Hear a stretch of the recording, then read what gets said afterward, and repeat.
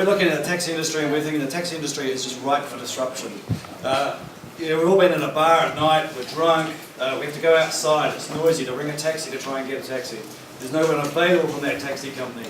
Or we've been overseas, what is the taxi company number?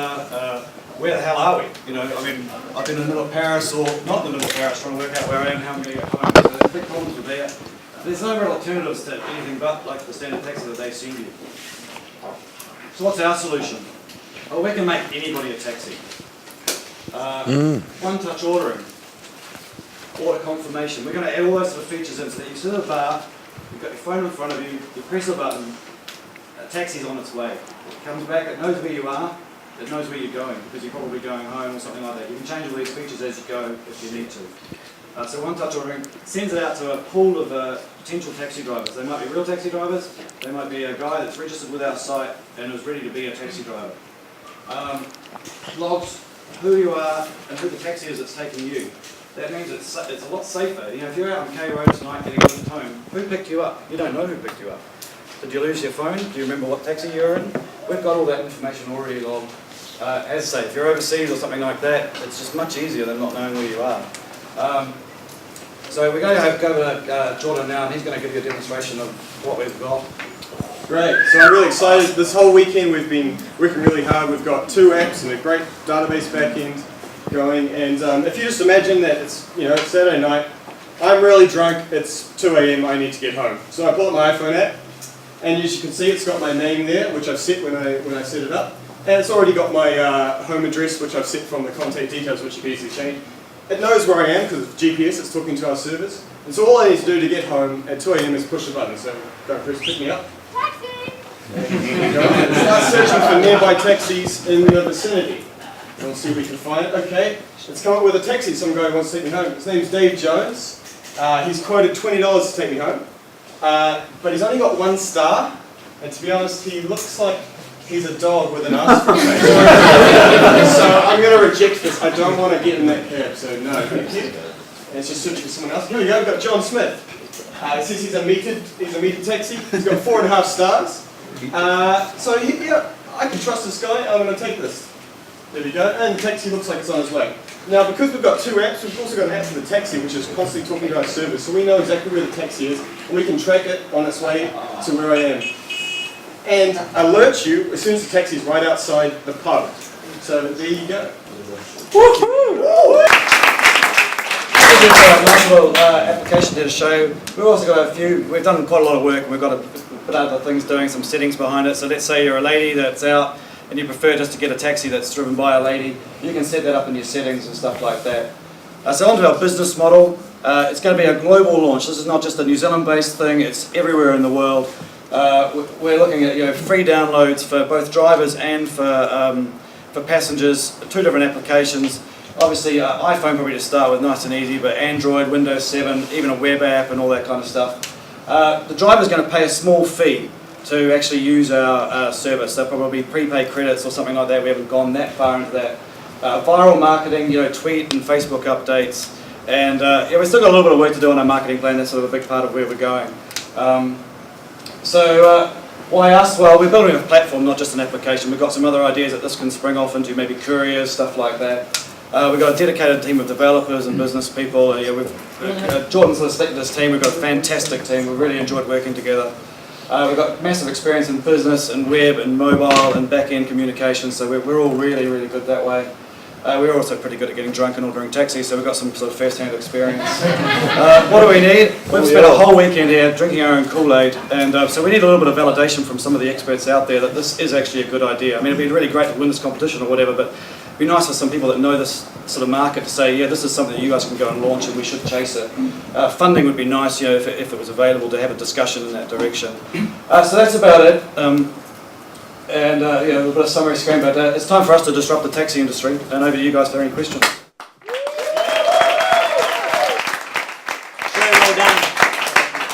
So now we're going to have 5 minutes. We're going to get some questions from the judges and see what kind of responses we get. But yeah, 5 minutes for questions. Judges, let's go. Where did the idea start at the start of the weekend? Startup Weekend, about 5 minutes before pitches closed, I remembered an idea I had been sitting with for a long time. Which basically was just, you push a button and you're in a pub and a taxi comes to you. So originally the idea was kind of standard where we would try to talk to taxi companies directly, but we found out that there's actually a bigger idea where we can crowdsource it and go global straight away. And so there's quite a few people also already doing basically that. We thought, look, we could come on here, we could have a fun weekend and make that pretty boring, or we can do something that's really quite disruptive.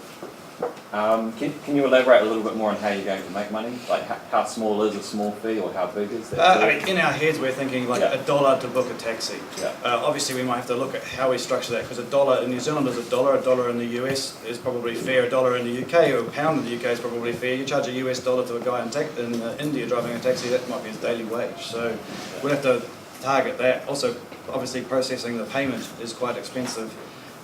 50 cents on the dollar, somebody said, for processing in New Zealand, so we'd probably look So pretty does seriously the app process overseas. the payment? Well, we'd probably look at like buying 10 rides or buying 100 rides or getting discounts for doing that, but obviously there's things that need a bit more thought and How do you and market quantify testing. the and stuff. taxi drivers? Well, we basically don't. We've come up with some ideas that we could qualify the taxi drivers. We could use Mechanical Turk to get like stuff sent in. But the idea, I mean, if you go and look at Airbnb and stuff like that, nobody qualifies a place that you go and stay. And the reality is that actually somebody goes and stays at a place and says, I thought I was staying with an ex-member, and 20 other people booked the next day to see what it was like, you know. So, Or how are you going to deal with the legal implications of you have to register to be the a main taxi legal driver? implication is that we're a facilitator. Yeah. We're putting a person that wants a ride with a person that can offer a ride. At the same time, we would probably have like in the terms and conditions that you can, what you're offering as a driver is legal in your particular location. So it's probably pretty dodgy, for instance, in a lot of markets. But just like with Airbnb, it isn't legal to run a hotel in your house in New York, you know. But that's their main market. So how are you going to get your first 1,000 users then? Well, we've got different ideas on different ways to do it, but we could kind of think about a soft launch targeting the Rugby World Cup, and maybe just some old-fashioned walking down taxi lines with some flyers, giving those flyers out to the drivers, because one of our biggest problems is it might not be that difficult to create a demand, like, people like apps and stuff like that, but to get out to especially if we got into the tech community a little bit, but the drivers might not actually realise that this application's out there.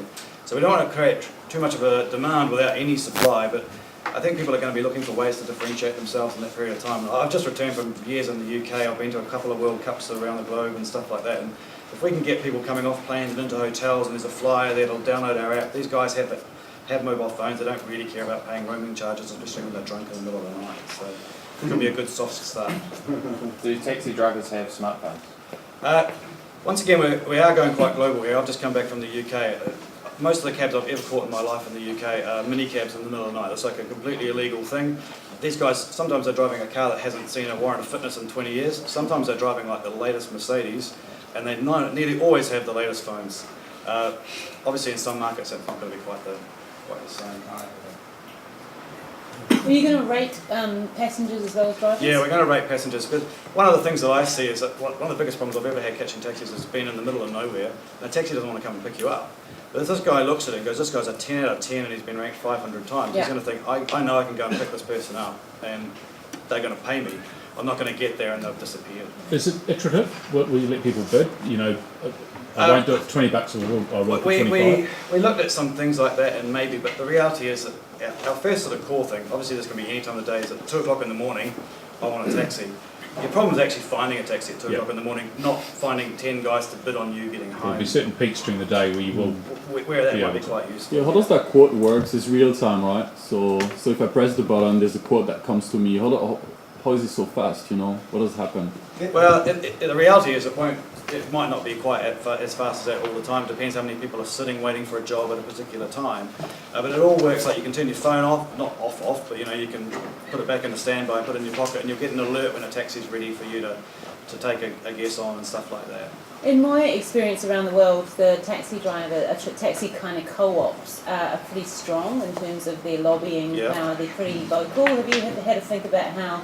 I mean, I don't imagine co-op are going to be really happy if I'm sitting just in front of their rank in my Barina. Well, firstly, you won't be in the rank because you won't have to be. No, I won't be in the rank. I'll be just in front of the rank. Just like waving. Our initial Yeah, conversation, because definitely. that was like all of our first concerns was the taxi companies are probably going to hate you. Should we actually just target one taxi company in each city? Blah blah blah.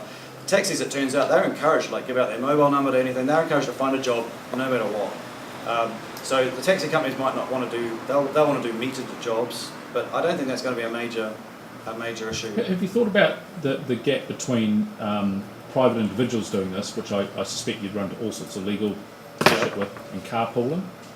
Well, that's why we're not just No, what I we're mean not is just taxi surfer. We're going a bit of a step further because we've got carpooling. The V8s are on in Hamilton in a couple of weeks. It'd be great to be able to because what you're doing is you're actually organising a carpool at 2 Yeah. a.m. in the morning. But we didn't do any research on that one, but I think there's actually quite a few carpooling startups around anyway.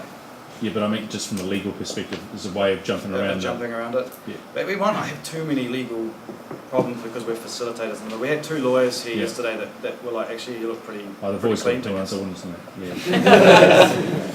Thank What- you. Oh, just Well, one more yep. question. What was the biggest aha moment? The thing over the weekend where you just went, yeah, and there was a light bulb in I think just the chance to really do something disruptive and realise that we could really make a change that would be as much as anything fun for this weekend, but that we could take past this weekend.